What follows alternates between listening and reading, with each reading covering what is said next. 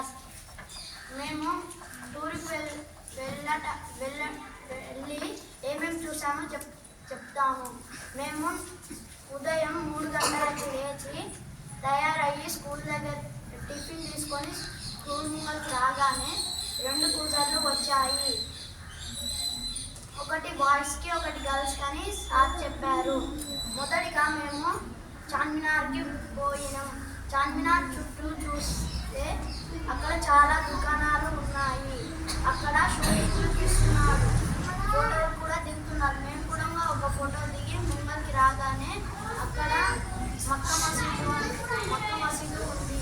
మక్కా మసీదు లోపలికి పోతుంటే అక్కడ హిందీలో అమ్ముతున్నారు.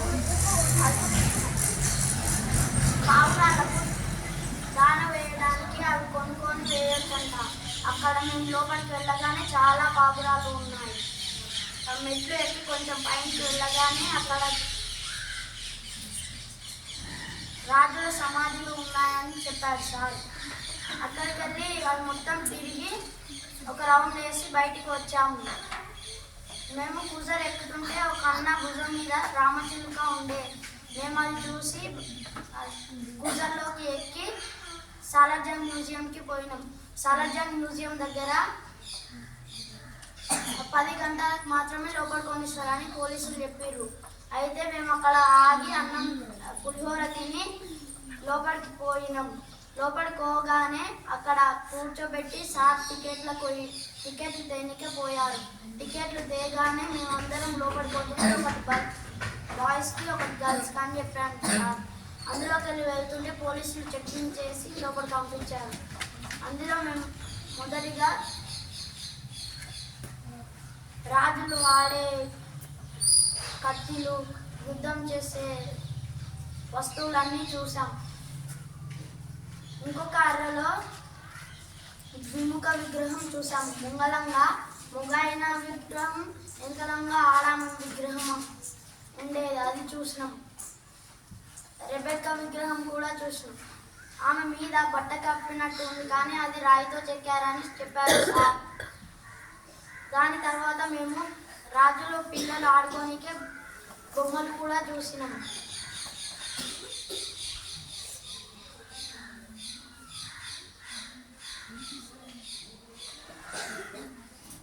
అక్కడ ఒక బాక్స్లో డబ్బులు ఉన్నాయి.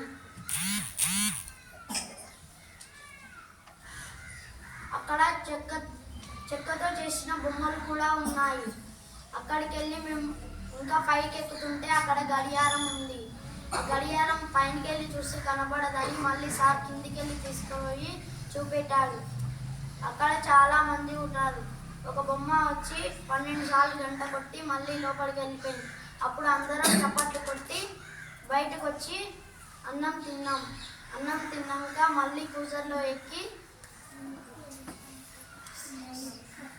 సెంట్రల్ లైబ్రరీకి పోయినాం. సెంట్రల్ లైబ్రరీ పోగానే ముంగలంగా ఈరోజు క్లోజ్ అని చెప్పిండు సెక్యూరిటీ. వెనకకెళ్ళి పోయి చూడొచ్చా అని సార్ అడిగితే చూడొచ్చు అన్నాడు సెక్యూరిటీ. అప్పుడు సార్ వెనకకెళ్ళి తీసుకుపోయి చూపించాడు. అక్కడ అందరూ నిశ్శబ్దంగా ఉన్నారు. పైకి తీసుకువెళ్ళాడు సార్. పైకి తీసుకువెళ్ళాక అన్నలు టేబుల్ల మీద కూర్చొని సైలెంట్గా రాసుకుంటున్నారు. దాని తర్వాత మేము కిందికి వచ్చి ఫోటో దిగి గోల్కొండకి పోయినాం. గోల్కొండ పోయినాక పిల్లలకి టికెట్లు లేవు, పెద్దవాళ్ళకి టికెట్లు ఉన్నాయని చెప్పిండు ఒక పెద్ద ఆయన. అది చెప్పినాక మేము సార్ పోయి టికెట్లు తెచ్చినాక పెద్దవాళ్ళందరూ తీసుకొని పైకెక్కి అక్కడ 200 మెట్లు ఉంటాయని చెప్పిండు ఒక అన్నయ్య. అప్పుడు పైన పోయినాం. కొంచెం పైన పోగానే కొంతమంది గర్ల్స్ అందరు కాళ్ళు నొప్పులు వస్తున్నాయని సార్ చెప్పి కొంతమంది కూర్చున్నాక మళ్ళీ అంగన్వాడీ టీచర్ పోయి తోలుకొని వచ్చింది. వాళ్ళని తోలుకొని వస్తే అప్పుడు మేము పైకి వెళ్ళంగానే ఒక గుడి ఉండే. ఆ గుడి దగ్గర గోల్కొండ బోనాలు అని అంటారు. ఆ గుడి దగ్గర గుడి ముంగల ఒక చెట్టు ఉంది. ఆ చెట్టును చూసి పైనకి వెళ్తే అక్కడ ఒకటి మీటింగ్ సెంటర్ అని ఒకటి ఉండేనంట. ఆడ మొత్తం ఎవరెవరో పిచ్చిగా పేర్లు రాశారు. దాని నుంచి పైకి వెళ్ళి కిందికి చూస్తే హైదరాబాద్ మొత్తం కనిపించింది. అక్కడ ఒకటి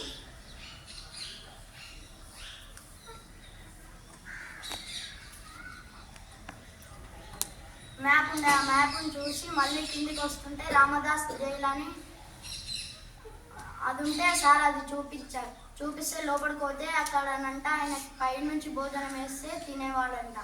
అక్కడ భోజనం చేసిన తర్వాత బొమ్మలు గీసుకొని పాటలు పాడేవాడంట అతను. తర్వాత కిందికి వచ్చి బయటకు వచ్చినాక ఇంటికి వెళ్తుంటే నైటు సైడ్కి చూపించి ఒక ఫిష్ లాంటి బిల్డింగ్ ఉండేనంట. అది సార్ ఒప్పించింది మాకు. తర్వాత ఇంటికి వచ్చాం. అండర్స్టాండ్.